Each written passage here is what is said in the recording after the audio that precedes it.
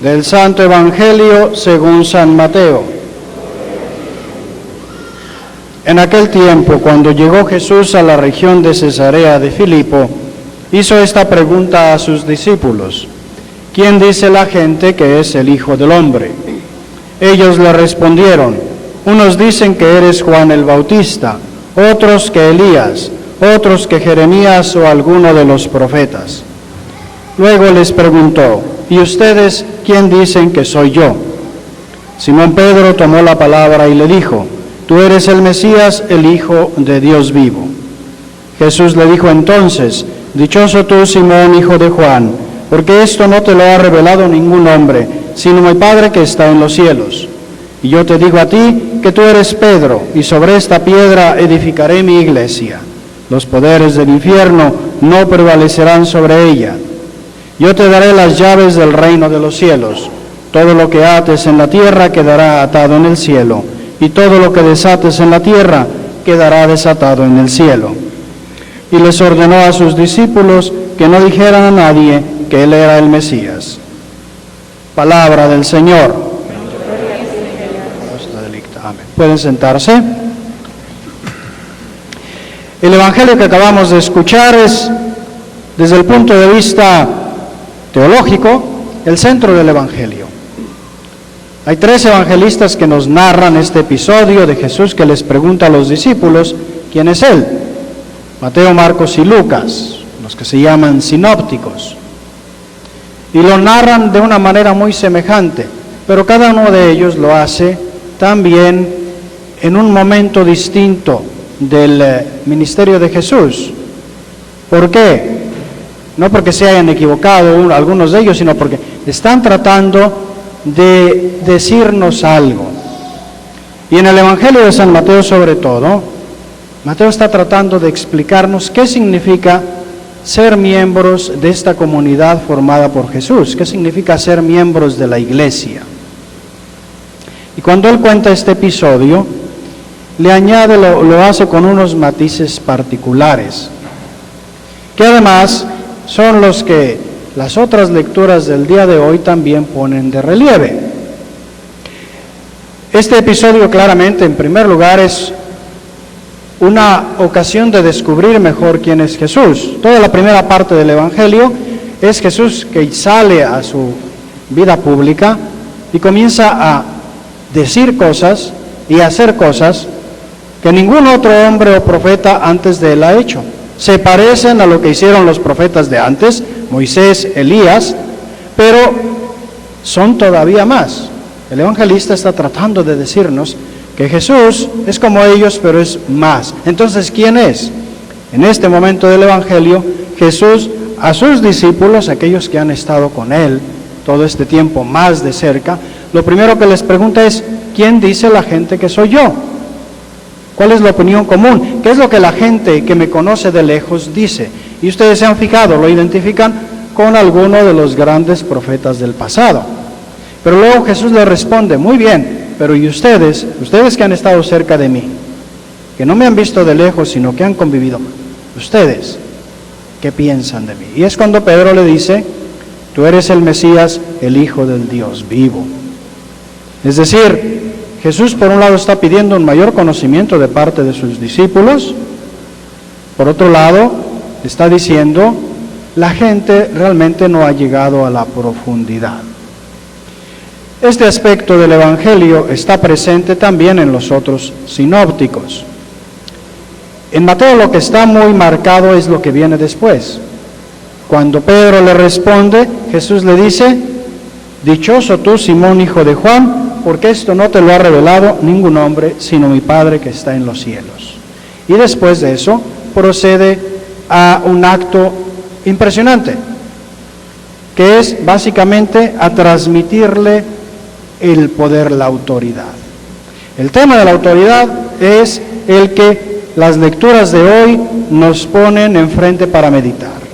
¿Por qué?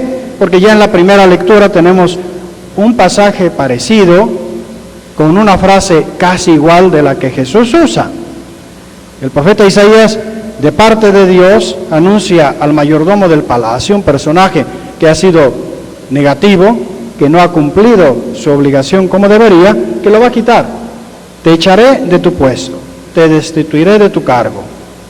Y además voy a poner a otro en tu lugar. Y dice el nombre, Eliacín, el hijo de Hilcías. Y dice, le vestiré tu túnica, le ceñiré tu banda, como signo, el vestido oficial, de que le estoy traspasando los poderes. Entonces aquí la primera cosa que aprendemos sobre la autoridad es que el poder, la autoridad, cualquier autoridad, viene de Dios. Es Él el que nos la da.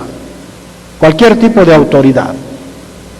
La autoridad política, la autoridad religiosa, la autoridad en nuestras familias, toda autoridad viene de Dios y Él es el que la da. La siguiente frase nos dice cómo es que Dios quiere que los que llevan adelante, ostentan la autoridad dada por Él, la usen.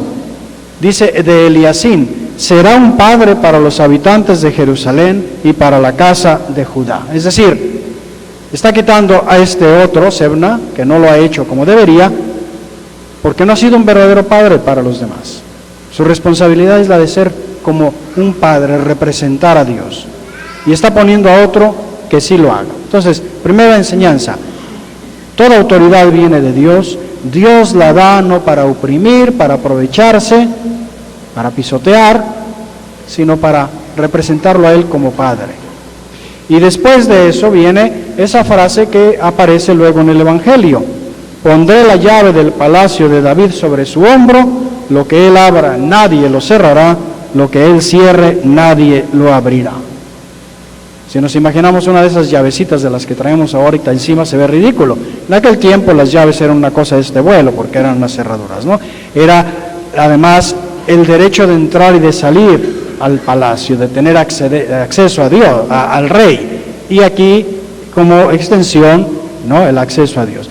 Entonces, esa es la primera cosa que aprendemos de la autoridad, que es Dios el que la da, y que la da con una función muy clara, que es la de ser padre para los demás, de representarlo a Él. ¿Cómo se le representa? Precisamente a través de ese abrir y cerrar, ¿no?, para el bien de la gente, de los demás. En el Salmo, que según la tradición ha sido escrito por David, se habla precisamente de esto, cómo Dios le ha dado la autoridad, y al final termina diciendo, se complace el Señor en los humildes y rechaza al engreído. En fin de cuentas, entonces, percibimos una cosa. ¿Cuál es la característica de la persona a la que Dios le da el poder, o la característica que lo debe marcar? Esa humildad, de reconocer que no estoy aquí porque soy el más guapo, el que habla mejor, el que da cachetadas más fuertes, sino el Señor me ha escogido para representarlo, la paternidad. Y vamos con eso al Evangelio. Jesús, después de la confesión, otra vez, les recuerdo, le dice a Pedro, dichoso tú porque no lo sabes por ti mismo, y después le dice, y yo te digo a ti, que tú eres Pedro, y sobre esta piedra edificaré mi iglesia, los poderes del infierno no prevalecerán sobre ella, es decir, el poder que te estoy dando a ti es mucho mayor. Yo te daré las llaves del reino de los cielos. Aquí viene esa frase que ya vimos en la primera lectura. Todo lo que ates en la tierra será atado en el cielo, y todo lo que desates en la tierra quedará desatado en el cielo. Es una frase semejante. Lo que permitas será permitido, lo que prohíba será prohibido. En fin de cuentas, es ese acceso a Dios, ¿no? Ayudar a las personas a que descubran a Dios, y también, ¿no?, por medio de abrir canales y por medio de cerrar también cuando es necesario. Pero detengámonos un momentito también a pensar.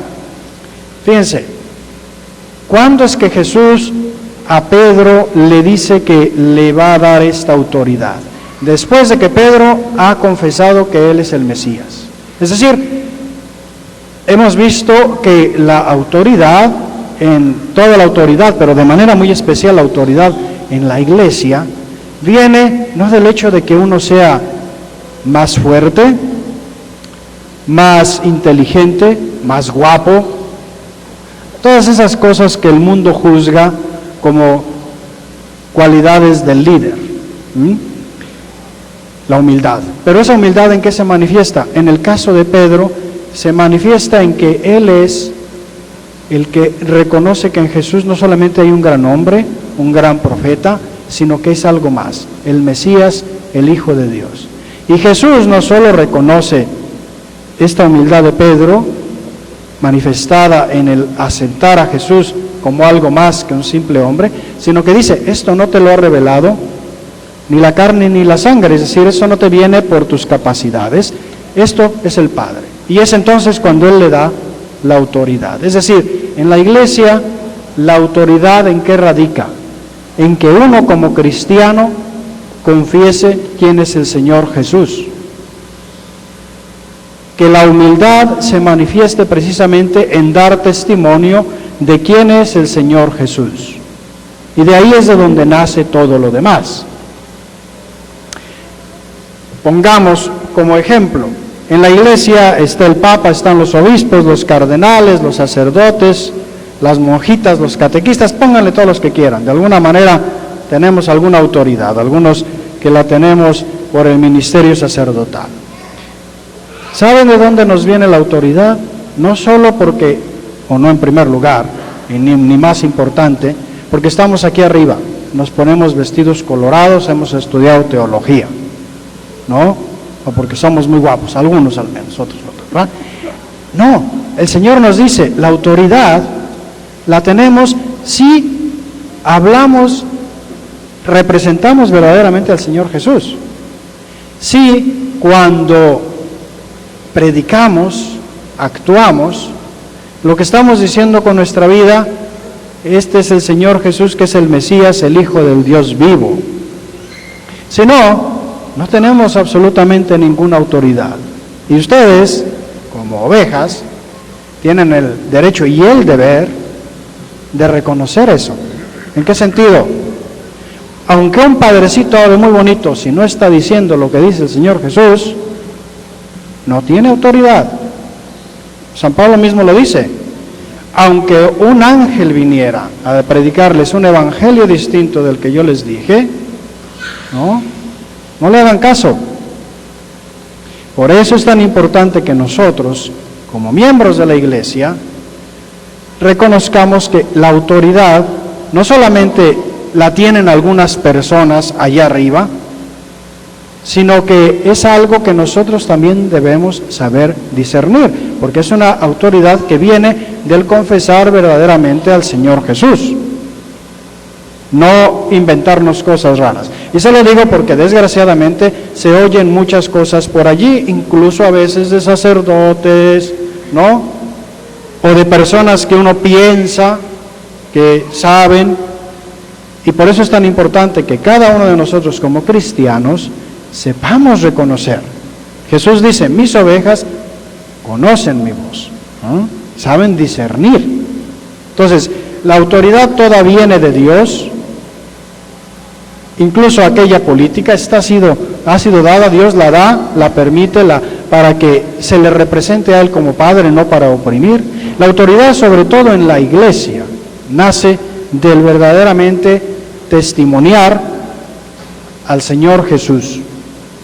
Esa es la autoridad auténtica y verdadera que podemos tener. Pero fíjense qué interesante, si es así las cosas, entonces esa autoridad no solo pertenece a quien tiene un cargo, es decir, quien tiene un cargo, como el Papa, los obispos, los sacerdotes, tenemos una responsabilidad mayor y ciertos deberes, pero ese tipo de autoridad es algo que pertenece a cada cristiano en cierta medida.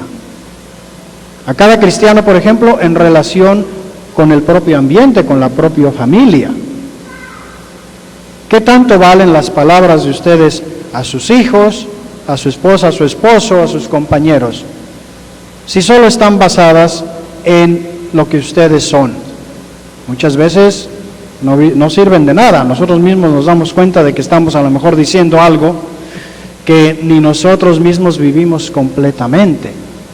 Cuando tienen valores, cuando realmente lo hacemos, porque yo sé que están fundadas en alguien que es mucho más grande que yo y que nuestra vida lo tiene que decir. fíjense qué interesante, al final del Evangelio, Jesús les dice a los apóstoles que no digan nada a nadie que Él era el Mesías. Parece una contradicción, ¿no? Les acaba de pedir, ¿quién soy yo para ustedes? Eres el Mesías. Le dice a Pedro y en extensión a los discípulos, ustedes van a ser el fundamento de mi iglesia, lo que abran se quedará abierto, etcétera. Y eso está basado en su confesión de que es el Mesías. Y de repente les dice, cálmense, no es tiempo todavía. ¿Por qué? Porque hay un detalle. Todavía no están listos. ¿Qué es lo que les falta? Lo que Él les va a enseñar después, que el hecho de ser Mesías va a pasar a través de la pasión y la muerte. Y va a tener que llegar también la resurrección. Ellos no están todavía listos para ejercer esa autoridad, porque todavía no tienen toda esa experiencia. Y volvemos al tema de la humildad. La autoridad se basa en la humildad, por un lado, de reconocer al Señor Jesús y reconocernos a nosotros, pero también en el aceptar que la oposición y el sufrimiento son parte de nuestra vida. Aprender a tener autoridad, a ser líderes, a través del seguir de cerca al Señor Jesús. ¿Para qué? Para que comprendamos a esos que son también más débiles que nosotros. Para que comprendamos que nosotros mismos somos más débiles de lo que a veces nos imaginamos. Como les digo, yo quisiera invitarles a que cada uno, sobre todo, pensara cómo vivimos, por un lado, nuestra responsabilidad hacia la autoridad que de alguna manera está sobre nosotros en el discernir si lo que me viene dado viene del Señor Jesús, y sobre todo darme cuenta, ¿no? A mí el Padrecito me dijo una cosa que no me gustó, pero yo sé que eso no viene de Él, es lo mismo que me enseña Jesús, lo acepto, ¿no? No me gusta, pero el contenido viene de Jesús. Y ahí es donde está la autoridad. Y por el contrario también, ¿no? Esto me gusta mucho, pero no me suena que sea lo que el Señor Jesús enseña. Pues entonces, pero por otro lado también analizar cómo ejercemos esa autoridad que tenemos, pequeñito o más grande. Como les digo, todos tenemos una cierta autoridad, ¿no?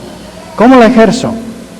Pongo la fuerza de mi argumentación en lo que yo he recibido del Señor Jesús en Él, o lo hago solo porque a mí me parece o no me parece. Y fíjense que muchas veces los fallos en la educación, en el diálogo, se encuentran allí, porque en realidad no estamos buscando ser padres como Dios es Padre, sino a lo mejor reaccionando ante lo que no me gusta, ante lo que no me parece.